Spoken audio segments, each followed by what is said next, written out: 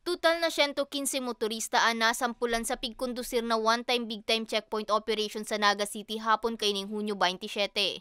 Kabali sa mga lugar na piglatagan ng checkpoint ang Barangay Mabolo asin Barangay Concepcion Grande.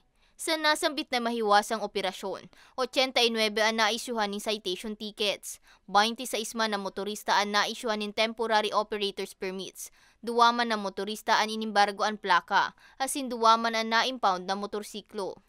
Sigun kay Police Staff Sergeant Roberto Aguilion, an Assistant Public Information Officer kan Naga City Police Office, obheto kan sa indang operasyon na mabawasan ang mga aksidente sa tinampo na kung minsan kausa kan mga mayong disiplinang motorista.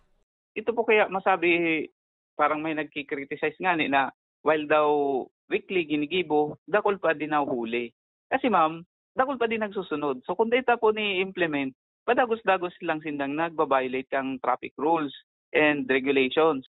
Naging matrayumpo ang operasyon huli kang pinagsararong persa kang PNP Highway Patrol Group, Land Transportation Office, City Environment and Natural Resources Office, asin Naga City Public Safety Office. Taro na lang po sa pagirumdom, ang pinakainot po dyan, maglikay, magsunod po kita kung ano ang tinatakda kang batas. Ang pinakaano po dyan, magpangaji po kita para igwa kita ng guidance, as in makauli kita na kung ano man ang satong lakaw, makabalik kitang mayo ning kakundian o.